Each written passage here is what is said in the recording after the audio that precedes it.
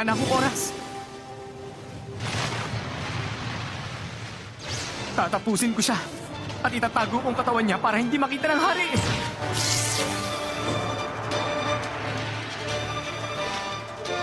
Paano niya nagawang maging ganun kabili? Sa bilis niyang kumilos, mahihirapan akong hulihin siya kahit buong kapangyarihan ko pang gamitin ko. Balak ba niyang patumbahin muna ako bago niya kunin ang target niya? Pinababa mo ang bilis at kapangyarihan mo dyan sa ginawa mo. Kung tumatakbo ka dahil natatakot ka maparusahan, hindi mo kailangan mag-alala. Patatawarin ka ng aming hari. Anong palagay mo sa akin? Madaling mauto? Halata namang balak mo talaga akong igapos sa puno at gawing isang kawal ninyo. Tama, ganyan nga. Tumakbo ka lang. Ilayo mo siya sa hari. Yun talagang gusto kong mangyari. Alang-alang kay Gon. At sa misyong ito, hindi ko siya hahayaang mapunta sa kalaban. Ano bang gusto niyang mangyari? Ibaba mo ko. Ha? Ang sabi ko, ibaba mo ko. Sino ka ba? Aray, Hindi kita ano ba? kilala. Masakit Tsaka ka? bakit parang Ano may ba ginagawa mo? Sira ka ba? Nililigtas nga kita eh! Aray! Sinungaling ka. Nang ipaliwanag ang sitwasyon kong ganun. Muntik na sana. Bakit?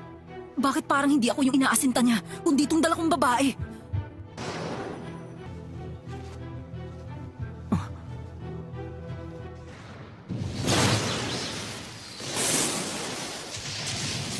Kapag tumungtong ka sa bilog na to,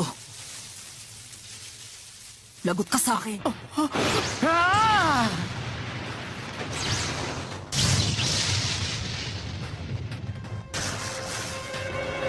Kuryente?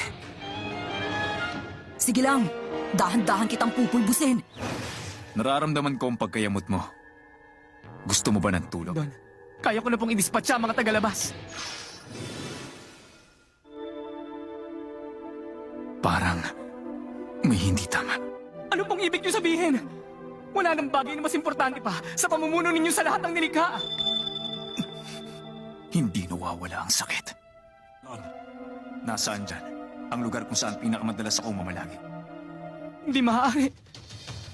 Naiwan pa ron ang tabla at mga piraso ng gunggi. Kailangan kong tanggalin agad ang lahat ng yon. Sumuko na lang ba siya?